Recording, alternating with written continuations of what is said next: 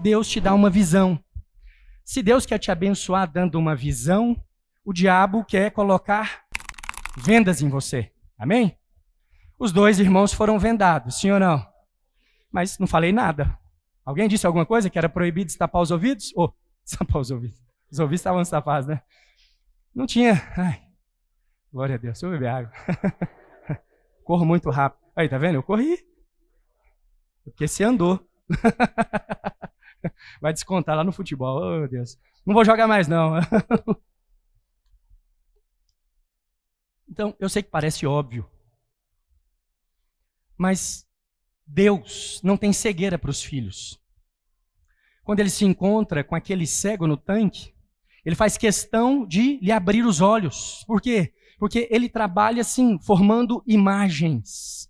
E o diabo, ele a todo tempo está tentando cegar os nossos olhos. E as escamas propostas, elas não vêm assim, de brincadeirinha, como essas, não. Vêm com mentalidades, circunstâncias e resultados. E se nós não aprendermos a liberar os nossos olhos, nós vamos ficar assim. Vocês viram a performance vergonhosa do irmão? A minha foi um show, sim ou não? Foi ou não foi? Não, sinceramente, vocês não precisam ficar com dó dele, não. Todo mundo viu o que aconteceu. Deve ter irmão aqui que deve ter falado. Deve ter irmão que deve ter falado, isso é uma covardia com meu marido. Quero ver se ele soubesse que podia fazer, né? Cheio de justiça própria. Mas olha, onde na Bíblia que faz-se menção de que os obstáculos, eles são permanentes. Ou eles não podem ser vencidos de alguma forma. Eles não podem ser removidos. Então, Deus nos chama para uma percepção clara. A vontade de Deus, segundo a sua mensagem, é de abrir os olhos dos filhos, né? Olha, na caminhada aqui de quem está vendado, você viu o tamanho da apreensão? Eu acho que ele falou assim, eu tenho que tomar cuidado com aquela pilastra, não é? Porque eu não estava enxergando, eu vou bater a cara naquilo, sim ou não? Isso é uma atitude corajosa? É? Você acha? Eu não acho. Atitude corajosa é sair igual eu saí aqui, ó. Vocês viram como que eu saí aqui? Eu saí com medo? Só de escorregar. Eu falei, rapaz, a vergonha vai ser muito maior se eu cair. Mas mesmo se eu caísse, eu já tinha programado. Eu levanto e termino primeiro, não posso perder esse negócio, senão quebra a dinâmica. Não é? Então, olha só, muitos de nós, por não enxergar o propósito de maneira clara, andamos dessa forma. E é como se não tivéssemos escolha diante do contexto que está sendo posto diante dos nossos olhos. Mas essa não é a verdade. E hoje, no nome de Jesus, eu quero ajudar você, assim como nessa brincadeira, a entender o quão impulsionado, encorajado, atirado na direção das promessas de Deus você pode viver, se os seus olhos forem colocados na posição certa. Porque por que nós vivemos assim? Como quem não tem controle sobre as coisas, como quem não tem uma percepção clara daquilo que Deus tem mostrado. Porque Deus realmente reserva para si o controle de todas essas coisas. Olha para o irmão que está do seu lado aí. Fala para ele assim, ó, Deus está no controle.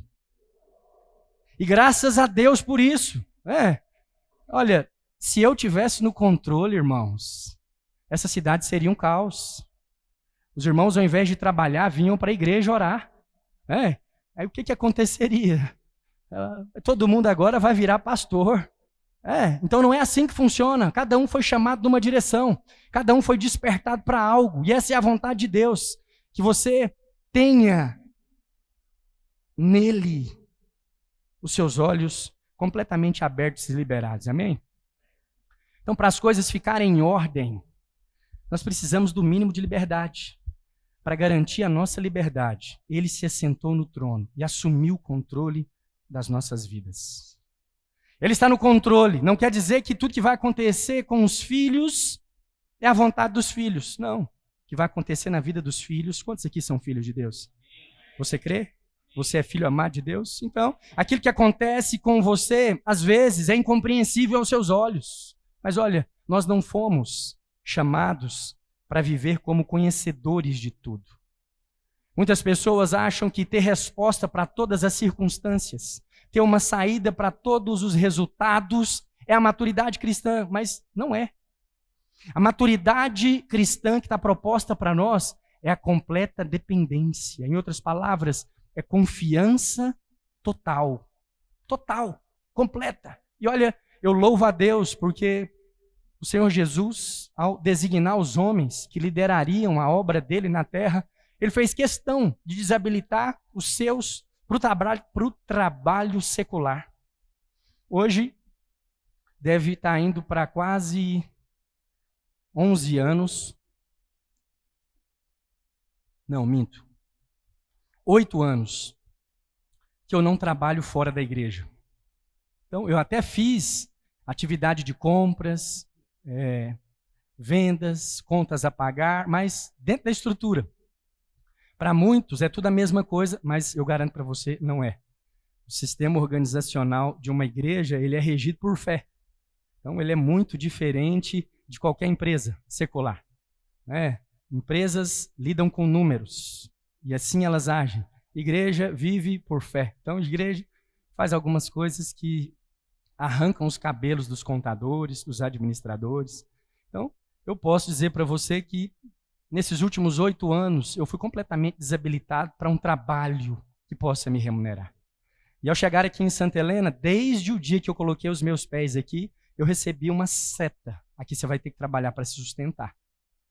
Fiz as contas, recebi o caixa da igreja, olhei o cenário, avaliei a nossa presença, orei pela nossa arrecadação, e a verdade realmente era essa, eu precisava de uma renda, porque a igreja não tinha como me sustentar. E eu tive muitas vezes a oportunidade de fazer isso, tentei fazer com frango, os irmãos viram o sucesso que foi, eu era assim, o Masterchef na venda dos frangos. Eu era tão bom na venda dos frangos que um dia o irmão fez, só uma vez que ele fez, né? Aí o irmão mandou lá no grupo assim, nossa, hoje tá bom esse frango. Comi até os ossos estão temperados. Eu, poxa vida, estou aqui dando o meu melhor, já tem quase 2 meses, vendendo frango nesse sol quente aqui, ainda saio daqui cansado para pregar. O irmão nunca elogiou nada. Aí o irmão faz uma vez, tanto de elogio dele. Falei, nem para cozinhar um frango, né? Cozinhar não, temperar um frango eu estou prestando. Isso, de certa forma, foi me colocando em uma posição que me exige muita fé, muita entrega e muito descanso. Eu acredito que um homem em condições diferentes, ele pode sim tomar atitudes e fazer escolhas para ele melhorar de vida. Se o salário que ele ganha não está o suficiente, ele pode encontrar uma renda maior, numa atividade extra, fazer uma jornada dupla, sim ou não? Não vejo problema nisso, vai ficar passando aperto, mas ao pastor, ele tem um caminho um pouco diferente, ele precisa orar mais. Aí chega alguns momentos que parece que você não consegue ouvir a resposta de Deus. E aí eu estou chamando essa palavra de o que fazer quando não sabemos o que fazer. Alguém já se sentiu assim? Já se sentiu? A situação fugiu do controle. Você não consegue entender. E aí você fica naquele loop de memória assim, o que está acontecendo? Por que isso está acontecendo? Eu estou dentro da igreja, estou dando o meu melhor, estou me esforçando. Olha, eu não sou lá aqueles santões ainda, mas eu estou dando o meu melhor. Por que isso volta e meia acontece? Por que a situação se repete, né?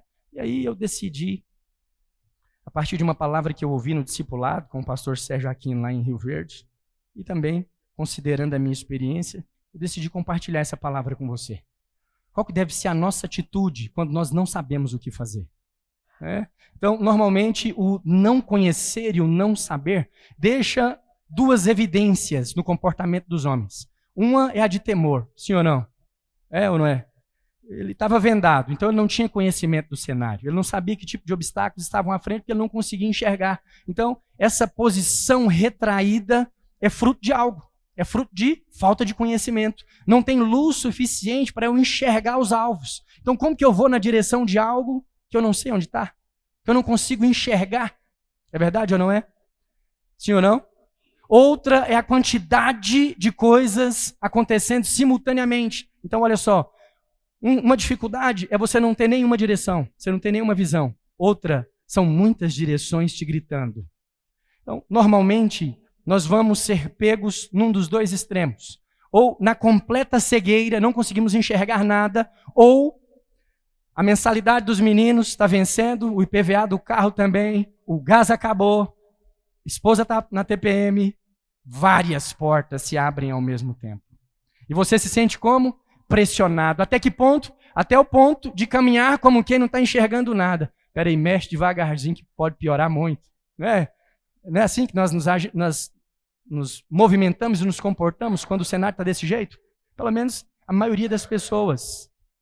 E esse é o lugar que, na maioria das vezes, nós abrimos mão daquilo que nós pregamos. Nós falamos aqui que Deus é bom em todo o tempo, sim ou não? Que Ele é gracioso para com os filhos, sim ou não? E aí, quando as coisas estão assim, nos encurralando e nos pressionando, perdemos coisas, perdemos valores, temos prejuízo, não sabemos por que as coisas estão acontecendo, ficamos assim, tão apreensivos que nem sabemos de onde vai vir a próxima pancada. Aí nós ficamos assim retraídos. E qual que deve ser a nossa atitude? Qual que deve ser o nosso comportamento? Então, maturidade não é ter resposta para tudo, não é conhecer a fonte de todos os acontecimentos e motivo de todas as circunstâncias. Eu sou pastor e na minha vida eu não sei explicar muitas coisas que ainda acontecem comigo e outras que possivelmente ainda vão acontecer. Eu não sei se isso te alivia, mas a minha intenção é mostrar para você que eu vivo uma vida real. Então, eu não subo aqui para fantasiar nada para você, fazer de conta de nenhum tipo de vida folclórica ou imaginária, não. Nós passamos pelas mesmas dificuldades. Temos testes semelhantes em todo o tempo. Amém? Olha aqui para mim. Criança faz criancice, amém? Criança chorando é coisa normal. Se você não está acostumado, é porque os seus já cresceram, mas se você tem pequenininho igual eu, então fique em paz. O pai fica sem constrangimento, amém? O pai dá vontade de enfiar a cabeça dentro da poltrona. Eu sou assim. Olha, fica cala a boca. Lá dentro do carro você pode morrer de chorar e gritar. Vai aqui, cala a boca. O que eu faço agora, né? Os pais pensam, e agora? Não sei o que fazer. O que fazer quando eu não sei o que fazer, né? Aleluia. Então, nós fomos chamados para viver assim. Aleluia. Projeta Salmo 37, verso 23. Salmo 37, verso 23, para a glória de Deus. E a Bíblia diz, opa, não está ali, mas vai chegar. Salmo 37. Se você tiver com a sua Bíblia aí, abre, por favor. Aqui na versão que eu estou usando, a Bíblia diz, é essa mesma. O Senhor firma os passos do homem bom e no seu conhecimento se compraz. Olha, a versão que eu escolhi para escrever não foi essa, mas essa é a que eu uso no culto. Né? Mas a versão que eu escolhi para escrever aqui, para você esse texto, ela fala assim, ó, os passos dos justos são ordenados pelo Senhor.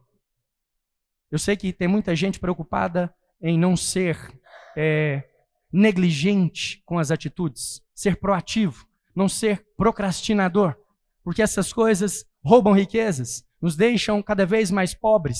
Mas olha só, o Senhor nos chama para uma posição de total controle e governo dele, para que nós possamos liderar circunstâncias na terra. Antes, nós precisamos submeter ao controle dele. Aqui o salmista está falando, os passos do justo. Quem são os justos? Quem são os justos aqui? Acena com a mão.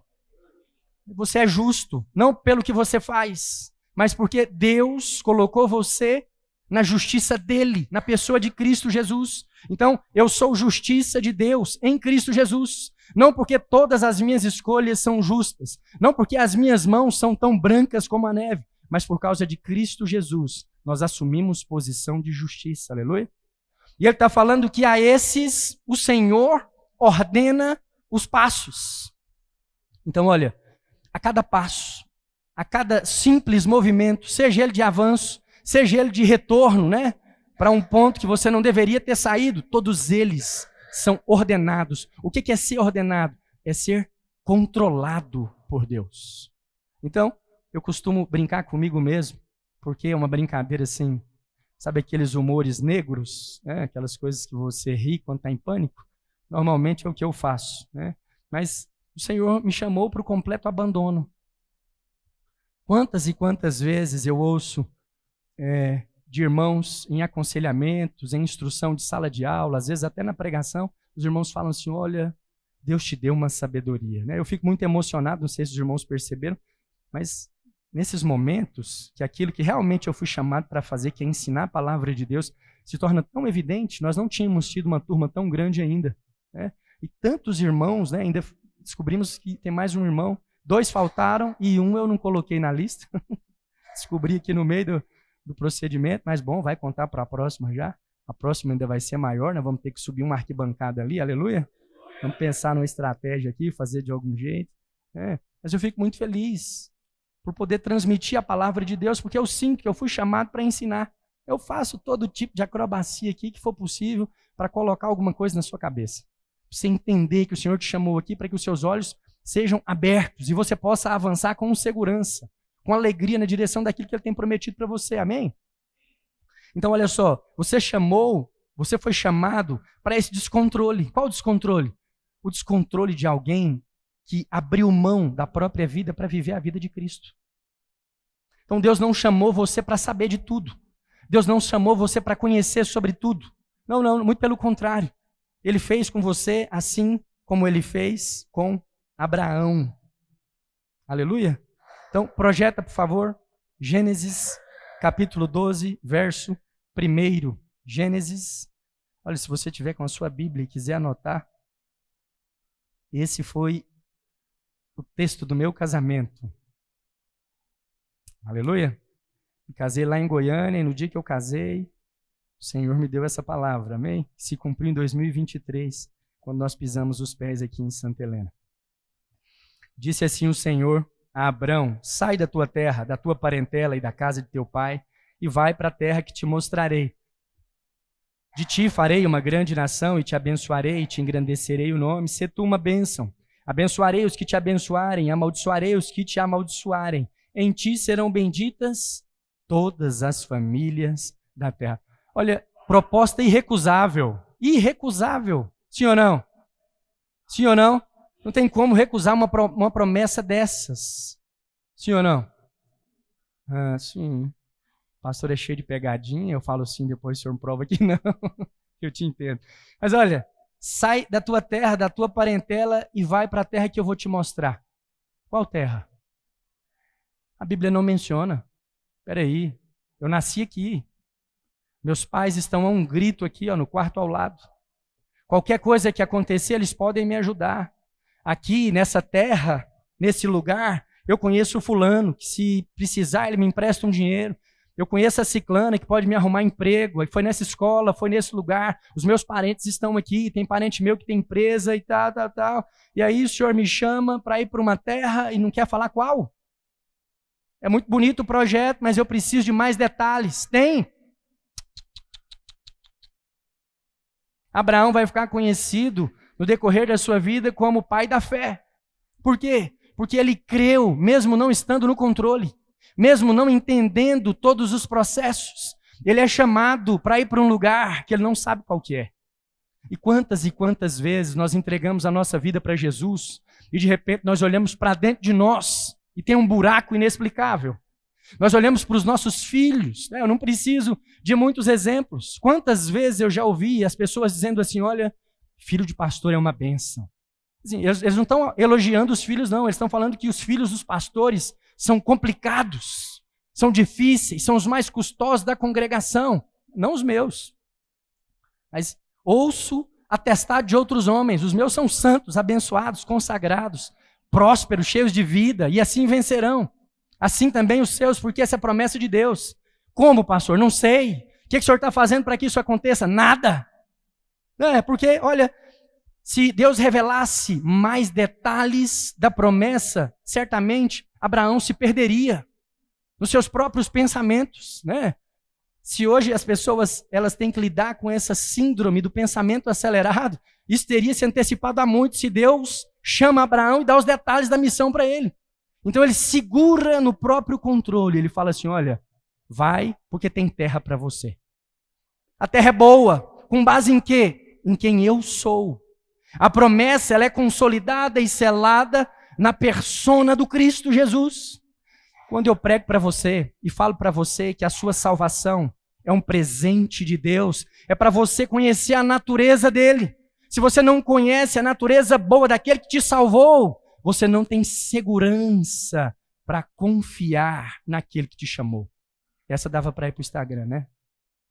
Então, a primeira coisa é se tornar experiente na bondade de Deus. Porque quando ele te apontar a direção, você vai conseguir descansar, confiar e seguir na direção. Por quê? Porque a bondade que te atrai, que te arranca do império das trevas e leva para o reino da maravilhosa luz, é suficiente para gerar fé no seu coração e te fazer abandonar sua terra, abandonar sua parentela, sair do meio confortável que você vive e ir na direção dos planos de Deus. Com base em quê? Com base na fidelidade dele.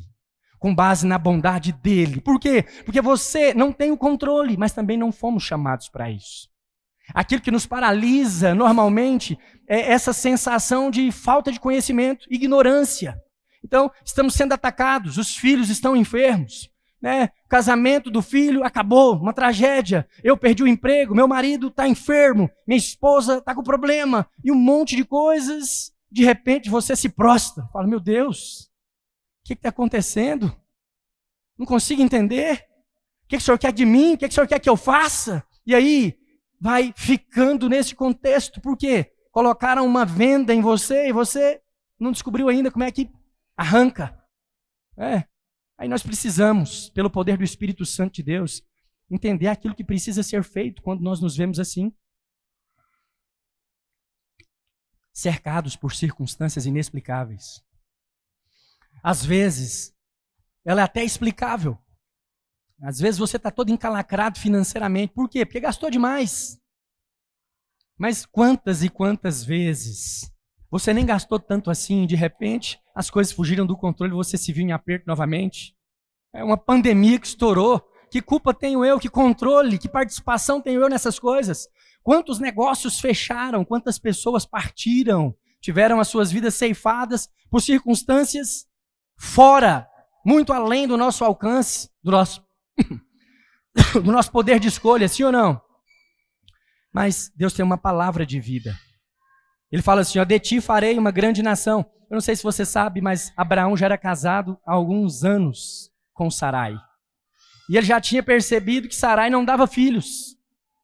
E aí, Deus fala assim, sai do meio da tua parentela, vai para um lugar. Onde? Não sei.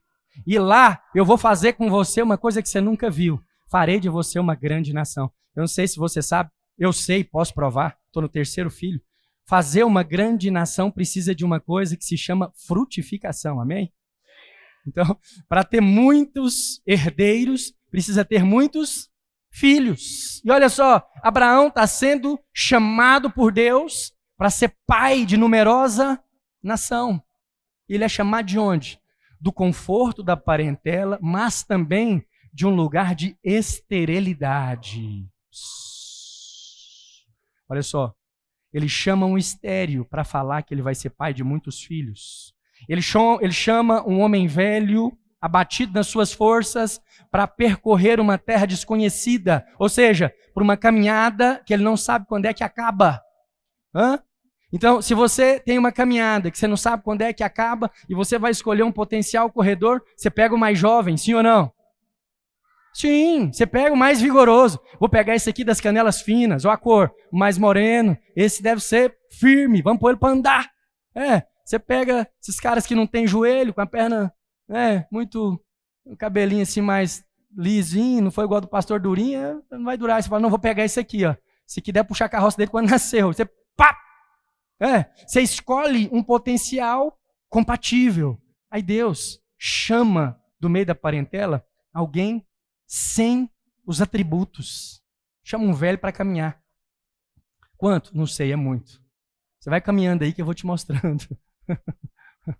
Isso cansa mais do que qualquer quilômetro, sabia? Andar sem saber quando termina. A aflição de não ter o controle de para onde você está indo. Quanto tempo mais você tem que andar é muito pior do que alguém falar assim, você vai andar 6, 7 quilômetros. Sem ter controle, você pode caminhar 100 metros como se você tivesse andado 24 horas, o dia inteiro. Uma aflição tremenda. Por quê? Porque você não sabe em que estágio da caminhada você está. E quando você não sabe onde está, o senso de paralisia abate as suas emoções. E aí você perde a motivação, perde o prazer. Agora, fala assim, ó, você vai caminhar 5 quilômetros, aí você pega o seu super relógio, clica, você caminha e de repente ele apita 1 quilômetro vencido. Você, glória a Deus, estou avançando. Só falta mais 4. Aí ele apita 2, só falta mais 3, só falta mais 2, só falta mais 1, cheguei.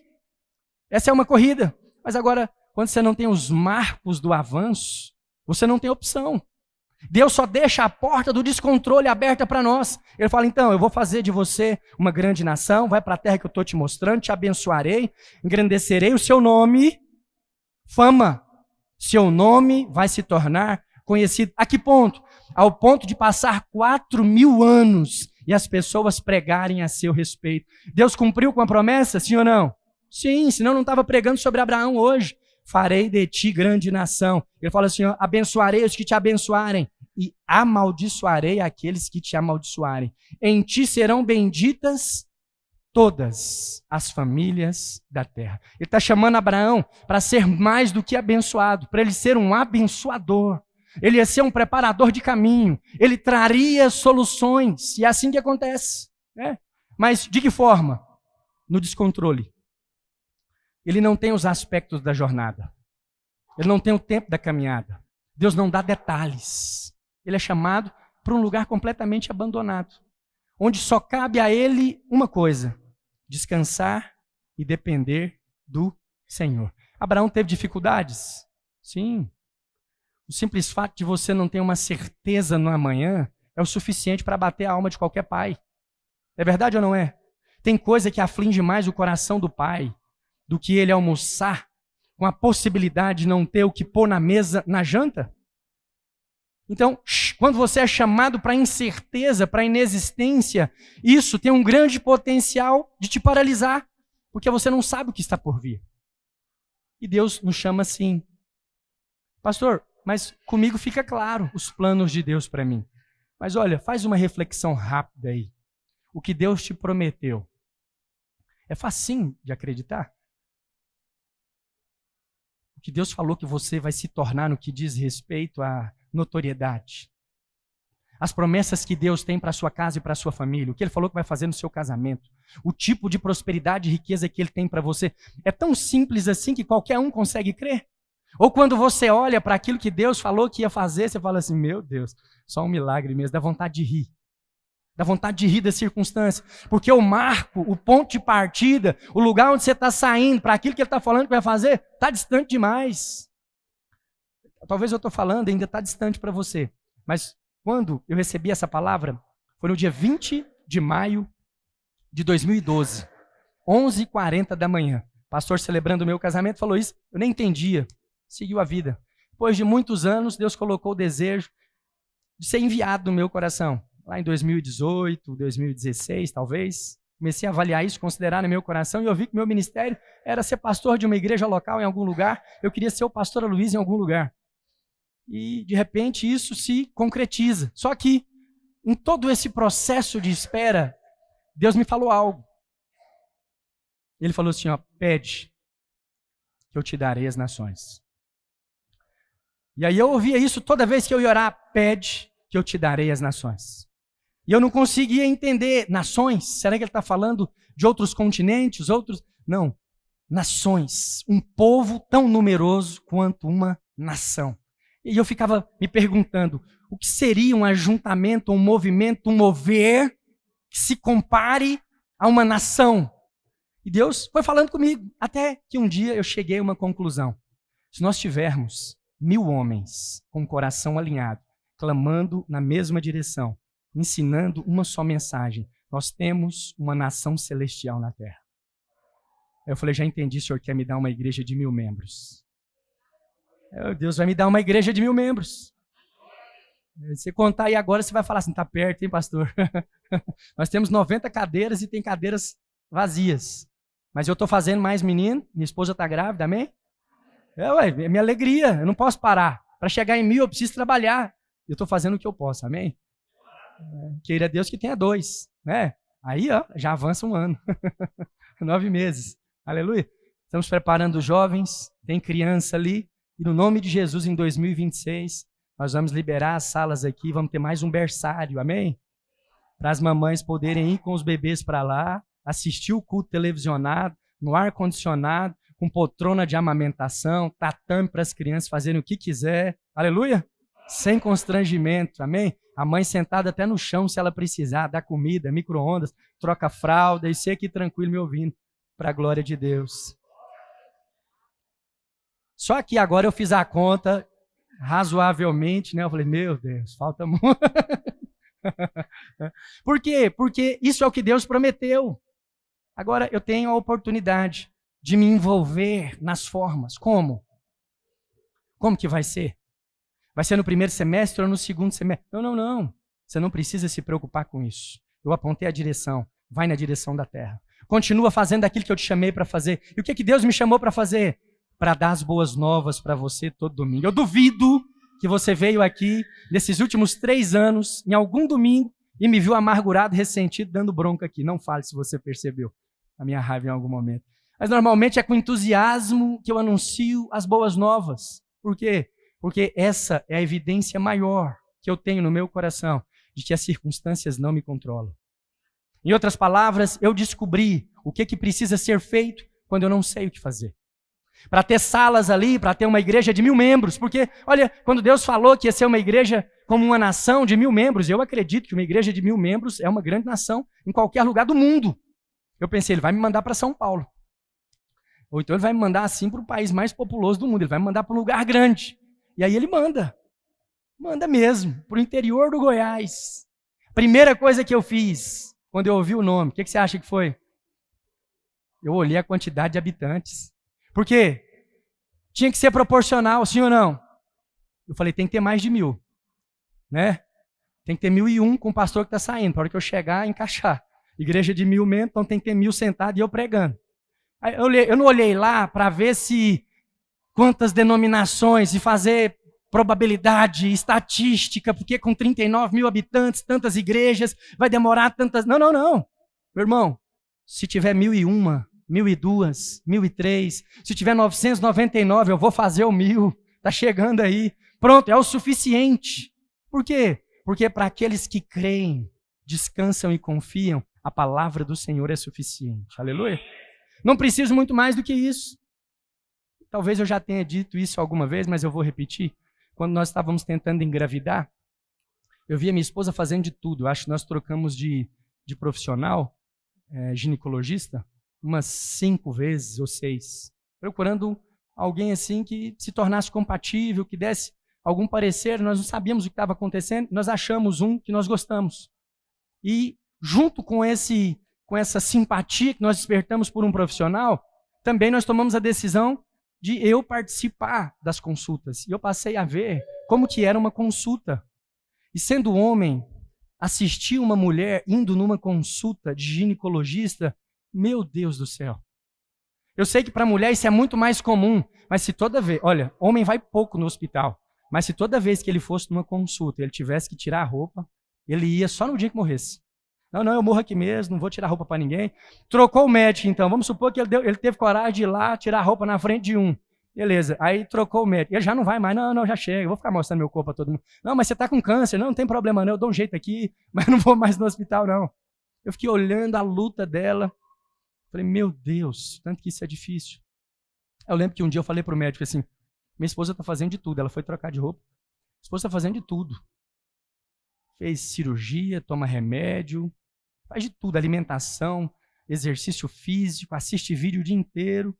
Será que não tem alguma coisa que eu posso fazer, não? O senhor já avaliou a possibilidade do problema estar em mim? Ele falou, então você vai fazer um exame.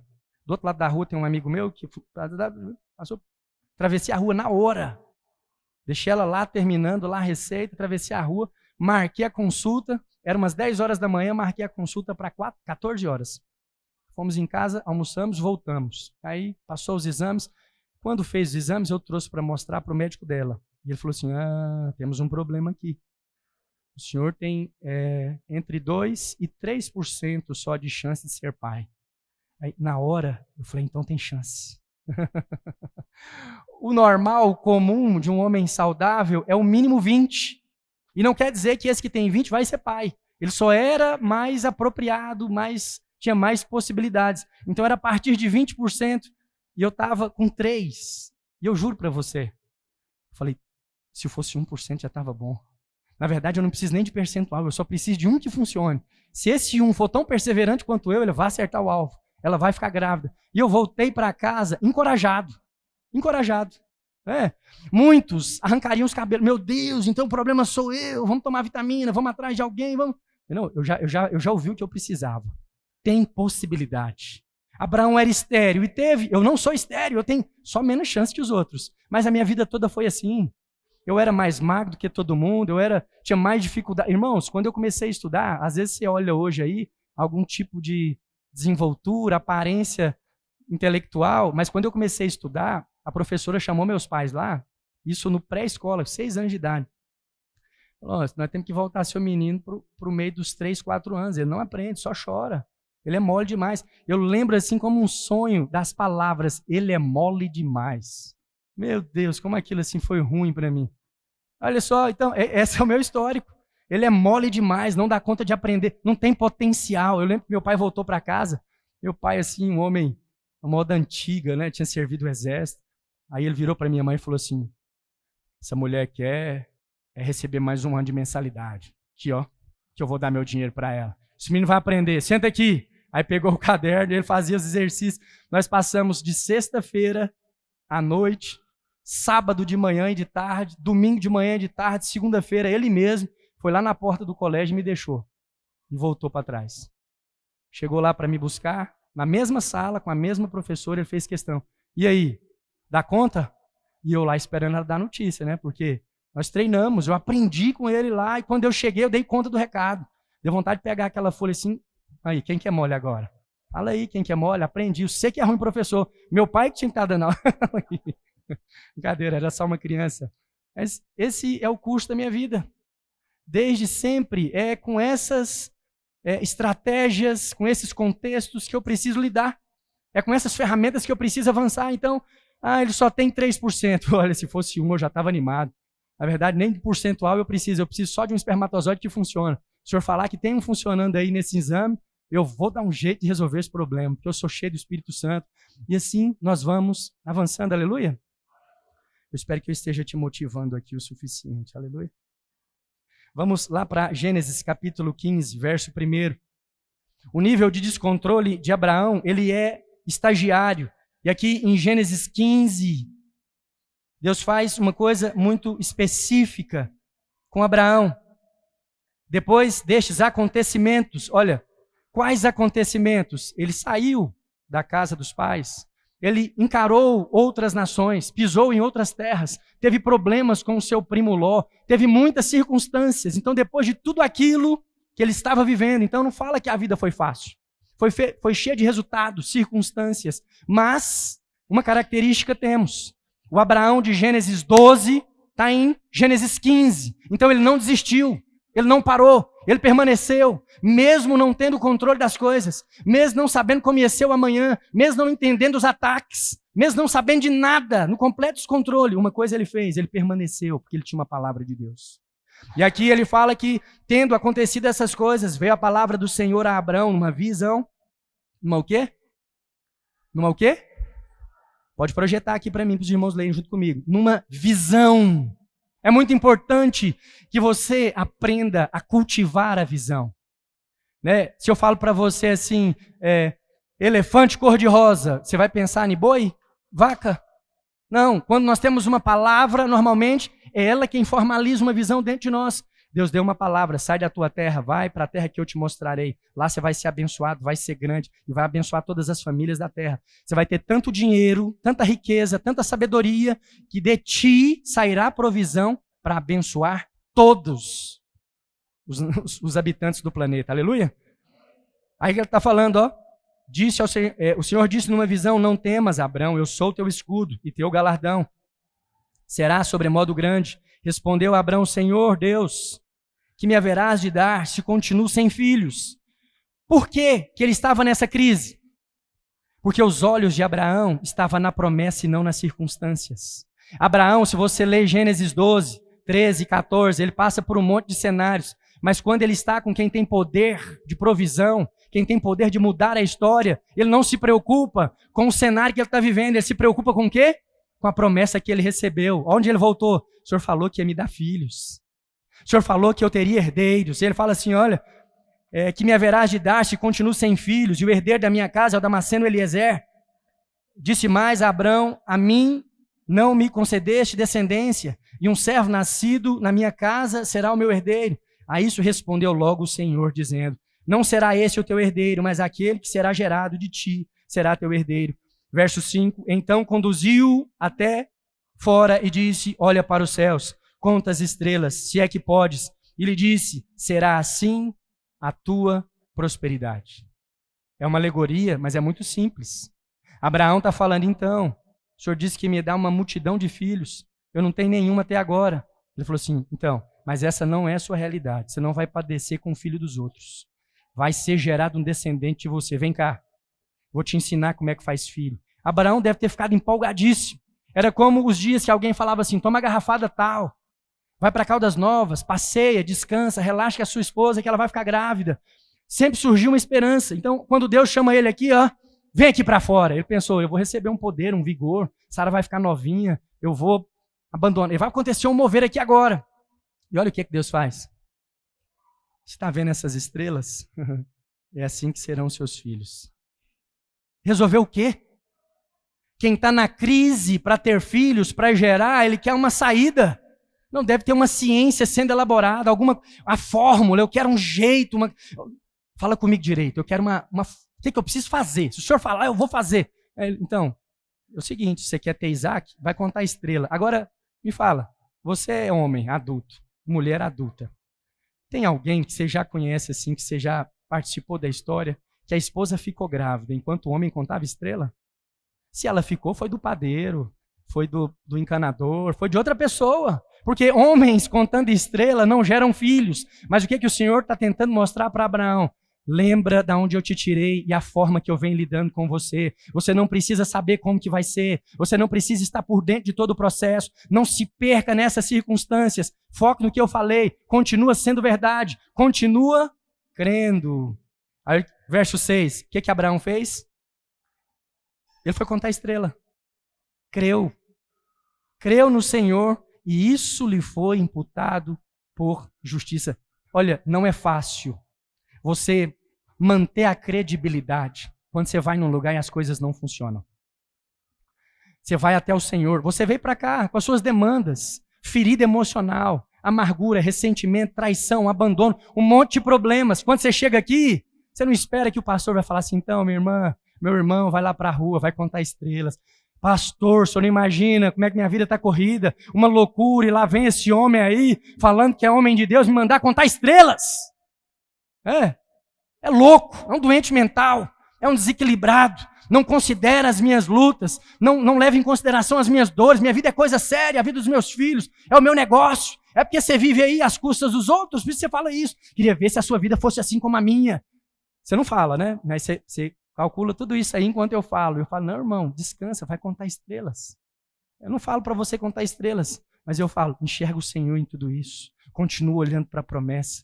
O que Deus falou? Forma uma visão do que Ele falou. Apegue-se à visão e permanece olhando naquela direção. Esquece as circunstâncias. Declara com os seus lábios. Seja todo o contexto mentiroso e aquilo que Deus falou verdadeiro. É aquilo que Ele falou que vai acontecer. Se Ele falou que eu e a minha casa serviremos ao Senhor, é assim que é. E eu já posso ver. Vou comprar uma Bíblia para Ele hoje.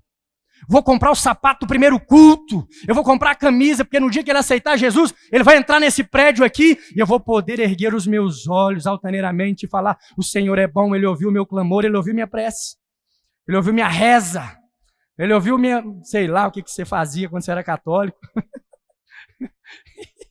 Ai, Jesus, o pastor de vocês está ficando doido. Vai lá para Gênesis capítulo 22. Vamos terminar isso para a honra e glória do nome de Jesus. Estamos crescendo no descontrole, porque o Senhor quer que você encontre descanso ao perceber que tudo está no controle dele. Antes de você ir para Gênesis capítulo 22, Gênesis capítulo 8, verso 28. Depois do Salmo 23, Talvez esse seja o versículo que mais bate nos crentes na face da terra. Porque o Senhor é meu pastor, nada me faltará, acaba a gasolina. O Senhor é meu pastor, nada me faltará, acaba o gás. O Senhor é meu pastor, perde o emprego. Aí você fala, oh, Deus do céu. Aí, para acalentar o seu coração e trazer paz, a Bíblia em Romanos capítulo 8, verso 28, diz assim, todas as coisas, todas as coisas, as que você entende e as que você não entende. As que você gostaria que acontecesse e aqui não acontece de jeito nenhum. As circunstâncias que mudam e as que não mudam cooperam para o bem daqueles que amam a Deus e são chamados segundo o seu propósito. Qual que é o anelo de quem ama a Deus? Ele não abre mão da palavra. Quem ama não joga no lixo as palavras do seu amante. Não, mas ele falou que me ama, eu vou permanecer. As circunstâncias estão contrárias, mas a Bíblia diz que todas as coisas cooperam. Eu posso não entender, mas de alguma forma está cooperando. Olha, eu fiquei muitos anos tentando ter filhos. E quando o Noah nasceu, foi eu a primeira pessoa na terra a pegar ele nos braços. E ele fez logo um xixizão. Mas eu tive que tirar, porque quase que ele mija dentro da cirurgia. E eu feliz demais. Olha o negócio dele aqui funcionando. Porque o homem olha logo para isso e eu assim... Ele estava meio pretão, mas eu falei, uai, deve ter puxado o pai, mas ainda era coisa assim do parto, eu meio sem entender. Funciona. Orar funciona, porque eu não podia ter e agora está nos meus braços. Eu só tinha 3%, mas eu falei, bastava 1%. Nem 1% eu precisava, era só de um espermatozoide. Aqui está aqui, ele funcionou. O que precisava. E aí, olha, o descanso foi tanto que eu achei que o milagre era só aquele. Mas além do fruto, além de Isaac, Deus tinha me dado também vitória sobre a esterilidade. Aí eu desguarneci, de repente, chego aqui, estou grávida de 3 meses. Ih, mas assim, nem fiz a conta, pensei que não tinha funcionado. Irmãos, tem uma coisa assim muito particular, que eu acho que talvez algum homem possa se assemelhar com isso, né? Nós tivemos o primeiro, e eu tenho certeza, foi um milagre de Deus. Né? Então, não mudou o meu status. O Noah não mudou meu status. Então, quem eu era, aquele rapaz promissor de 3%, eu continuei sendo. Por quê? Porque o Noah não era fruto do meu trabalho. Eu era só um homem incapaz de ter filhos, 3%. Mas quando vem o segundo, você tem... Eita, aleluia, hein? Efeitos especiais. Foi só eu que senti, ou não? Uma luz diferente. Porque quando veio o segundo... Mas quando veio o segundo, falei, uau, eu fui curado. Minha esposa venceu a esterilidade. Nós podemos ter filhos. E aí, quando vem o terceiro, irmãos, agora eu sei como é que faz. Se algum de vocês quiser aprender, é só falar comigo, que o negócio de fazer menino é comigo mesmo. Você consegue ver? Todas as coisas cooperam para o bem daqueles que amam a Deus. Eles chegaram no tempo certo, na hora certa. Tudo está acontecendo no tempo de Deus. Ah, mas eu tive que esperar. Ah, mas eu tive que lutar com isso. Tive mesmo. E hoje eu olho para trás e falo assim, valeu a pena. Valeu a pena. Eu nunca reclamei dos meus filhos. Assim como eu não reclamo dos filhos dos irmãos. Eu brigo com eles, né? Mas eu sou pastor de todo mundo. Né? Então, às vezes, o pai está olhando e eu estou... mexe não! Porque eu posso. Você não pode brigar com o filho dos outros, mas o pastor pode, amém?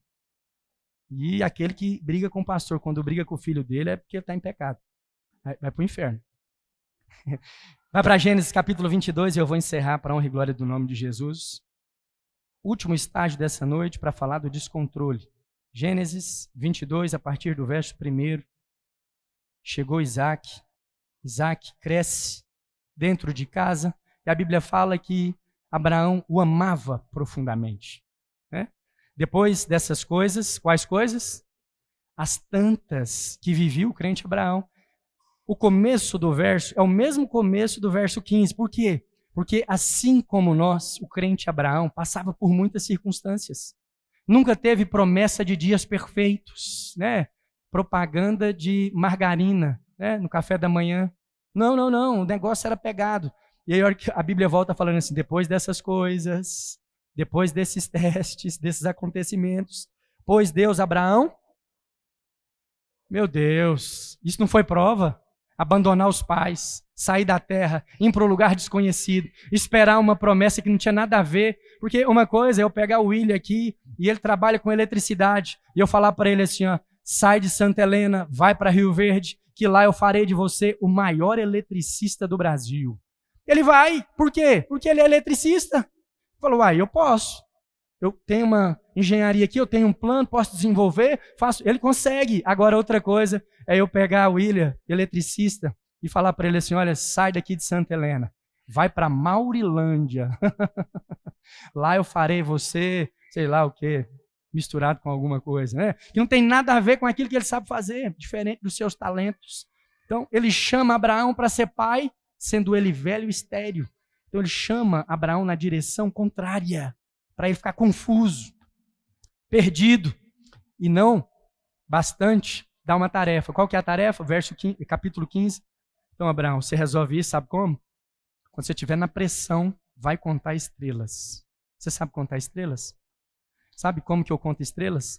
Quando as coisas estão muito difíceis, a ponto assim de ficar um nó na garganta, um aperto no coração, eu percebo que é o diabo tentando colocar uma venda forçada em mim. Aí eu tomo um banho bem gelado, ligo o ar-condicionado, coloco um blackout. Pode ser 11 horas da manhã, pode ser meio-dia, pode ter o compromisso que for. Fecho tudo, preparo a minha cama. E eu falo assim, agora eu vou bater na cara do diabo com a minha chinela havaiana quebrada. Não vou nem bater com a nova, vou bater com a remendada. Deito e durmo. É assim que eu conto estrelas. Essas circunstâncias não vão me governar. Eu vou descansar. Faço questão. Nem que para começar eu tenho que tomar umas gotinhas de melatonina. Tomo também. Mas só para envergonhar o diabo. Contar estrelas. Contar estrelas é uma tarefa que não muda nada. Contar estrelas é dependência completa. E aqui ele está falando, olha, além de tudo que você vem passando, além de todos esses acontecimentos, agora vem cá que eu vou dar uma prova para você. Eita, Jesus! Você sabe, entre a promessa de Isaac e o nascimento de Isaac tem 25 anos. 25 anos. Eu esperei 7. Ele esperou 7 vezes 3, mais 3, ou 4, né? Não sei. 4, né? 7 vezes 3, 21, mais 4. Que matemática é essa, pastor? Nem matemática eu sei. Deus chamou eu igual a Abraão. Burro! Ele esperou esse tempo todo por aquilo que Deus tinha falado, por uma coisa que ele era incapaz de fazer, ter filhos. Tem uma contagem dos dias. Os irmãos me dão 5 minutos? Amém? Isso pode ser um princípio para você. Todo ano, no mês de maio, nós fazemos aniversário aqui, eu e a pastora. Que é o tempo que nós chegamos aqui. Eu prego uma palavra, todo mundo já sabe, que é Senhor, ensina-nos a contar os nossos dias. E nós aprendemos a contar os nossos dias contando ciclos de 7 anos. Então, o primeiro ano é um ano de aprendizado. O segundo ano é um ano de trabalho árduo, porque se aprendeu, agora você precisa pôr em prática. O terceiro ano é um ano de cheque das alianças. Oportunidades, porque as alianças são checadas. O quarto ano é o ano dos primeiros frutos. O quinto ano é um ano de perseverança. É tipo assim, você aprendeu, você trabalhou, as pessoas que tinham que sair te abandonaram, você ficou, você já viu frutificando, você sabe que funciona, agora permanece. Sexto ano, bênção tríplice. Então, tudo aquilo que você semeou nesses 5 anos vai vir de maneira explosiva. Você vai ter um fruto assim, multiplicado por 3 no sexto ano. Sétimo ano, o ano do descanso. Completou-se o primeiro ciclo. 25 anos são 3 ciclos de 7, certo? Que dá 21. Mais o quarto ciclo, que está no quarto ano. O quarto ano é o ano dos primeiros frutos, sim ou não? É o 25º ano que nasce Isaac. Então, Isaac, ele compõe uma característica na frutificação. Ele faz parte dos primeiros frutos. Ele aponta para primazia. Por quê? Porque Deus falou para Abraão que ele seria pai de muitos filhos e Isaac é somente o primeiro. E quantos ciclos? 3. Qual que é a característica do terceiro ano, que também é a característica do terceiro ciclo? Cheque das alianças. Então, Deus tinha falado algo para ele. Ele precisava ver acontecer para eles celebrarem uma aliança. Isso acontece no terceiro ciclo, aleluia? Amém? Então, ele sela a aliança porque está no terceiro ciclo e ele manda os primeiros frutos. Olha, isso não tem nada a ver com Abraão. Na verdade, Deus está falando dele mesmo. Porque olha o que acontece aqui, ó. Verso 2. Acrescentou Deus, toma teu filho, teu único filho Isaque, a quem amas, e vai-te à terra de Moriá, oferecê-lo ali em holocausto sobre um dos montes. Sabe o que Deus está falando aqui? Pega o menino que você esperou 25 anos para ter. Trabalhou a vida toda preocupado com isso. Era isso que você queria, era isso que você perseguia. Isso é tudo que você sempre planejou. Agora, sobe no Monte Moriá. Chegando lá, mata ele em sacrifício, em amor a mim. Aí a Bíblia continua dizendo, respondeu Abraão, levantou-se, pois, Abraão de madrugada e, tendo preparado o seu jumento, tomou consigo 2 dos seus servos e Isaque, seu filho, rachou a lenha para o holocausto e foi para o lugar onde havia. Ele já tinha costume de ir para onde Deus apontava. E agora tinha endereço, é o lugar de holocausto, é o lugar de sacrifício. Eu vou lá matar meu filho. Agora, imagina só, o amor que Sara tinha por esse menino. Eu acho que a crise não era nem matar o menino. Porque tem hora aqui que eu falo assim, eu até venderia os meus se não fosse a esposa, porque depois lidar com ela vai ser muito difícil. Eu te entregaria meus filhos para pagar essa conta aí, mas não vou dar conta de lidar com a esposa. A esposa eu não quero perder, então eu tenho que ficar com os meninos. Olha outra coisa aí que eu tenho para você pegar e levar. Então, olha só, imagina, além de ter que entregar Isaque, quando ele voltasse, o que ele ia falar para Sara? Como que eu vou explicar isso? E muitas vezes nós nos vemos em cenários assim, onde Deus parece tocar em uma coisa que nós não queríamos que ele tocasse. Falar sobre coisas constrangedoras que nós nos sentimos expostos, escancarados, e ali naquele desconforto nós não conseguimos ver a beleza daquele sacrifício. Mas olha só, Abraão diligentemente, mesmo não entendendo, meu Deus do céu, porque se você está andando comigo, depois de 25 anos eu pago o que eu te prometi, e no mês seguinte eu falo, então, sabe aquele dinheiro que eu te dei? Me devolve. Daí ele fala, não, o cara é doido, mano. Trabalhei 25 anos esperando ele me dar essa recompensa. Estou com ele aqui todo o tempo e agora ele quer de volta, não é possível. A esposa já fica assim, meu Deus. Mas ele sobe para entregar. Né? No mínimo ele deve ter pensado assim, não, esse Deus é louco. Mas pelo comportamento não é o que ele faz. Ao terceiro dia, erguendo Abraão os olhos, viu o lugar de longe. Então disse aos seus servos, esperai aqui com o jumento, eu e o rapaz iremos até lá, e havendo adorado, voltaremos para junto de vós. Fé, crendo, confiando, nós vamos, mas nós vamos voltar como? Não sei, eu vou lá matar o menino, mas espera aqui que nós vamos voltar. Aí ele continua dizendo, tomou Abraão a lenha do holocausto e a colocou sobre Isaque, seu filho. Ele, porém, levava nas mãos o fogo e o cutelo. Assim caminhavam os dois juntos, quando Isaque disse, agora esse aqui deve ter partido o coração. Eu teria desistido aqui, ó. O menino olhou, o fruto da promessa, o Noah olhou nos olhos de Wendel Miranda e falou assim, pai, cadê? Eis o fogo e a lenha, mas onde está o cordeiro para o holocausto? Chegaram ao lugar, verso 8, respondeu Abraão, Deus proverá para si, meu filho, o cordeiro para o holocausto. E seguiram os dois juntos. Chegaram ao lugar que Deus lhe havia designado ali. Edificou Abraão um altar, sobre ele dispôs a lenha, amarrou. Que coisa difícil. Pegar o seu filho, amarrar em cima de uma pedra de adoração, amolar o cutelo e saber que nos próximos segundos, tudo que você mais ama nessa terra e trabalhou para ter um dia, você vai matar em prova de aliança a quem primeiro te amou e te chamou de trás das malhadas da terra dos seus pais. Mas do céu lhe bradou o anjo do Senhor, Abraão, Abraão. Ele respondeu, eis-me aqui. Então disse o Senhor, não estendas a mão sobre o rapaz e nada lhe faças, pois agora sei que temes a Deus, porquanto não me negastes o filho, o teu único filho. Tendo Abraão erguido os olhos, viu atrás de si um cordeiro. Quando é que Deus proveu? Quando Abraão se viu completamente entregue. O senhor pode tocar em qualquer coisa. O senhor pode tocar no casamento, o senhor pode tocar no dinheiro, o senhor pode tocar onde o senhor quiser. Uma certeza eu tenho. Permanecerei confiando no Senhor. Eu vou permanecer confiando no que o Senhor falou que vai acontecer. A Bíblia fala que diante dessa confiança, ele voltou a ouvir a voz de Deus. Ei, não toca no menino, não, o menino é meu. Isaque aqui aponta para aquele que desceu dos céus. O único filho entregue em favor de nós, que subiu para morrer também, num lugar de sacrifício. Lá na cruz, assumiu toda a maldição, mas no terceiro dia, tendo louvado ao Senhor, tendo sido oferecido como primícias de oferta agradável ao Senhor, voltou com os despojos para que todo aquele que crê não pereça, mas tenha vida eterna. Aleluia. Vamos ficar de pé juntos?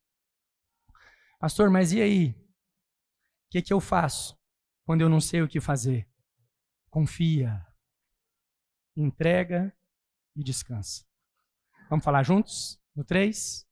3. Confia, entrega e descansa. De novo? 3. Só mais uma vez. 3. Confia, entrega e descansa. Aleluia.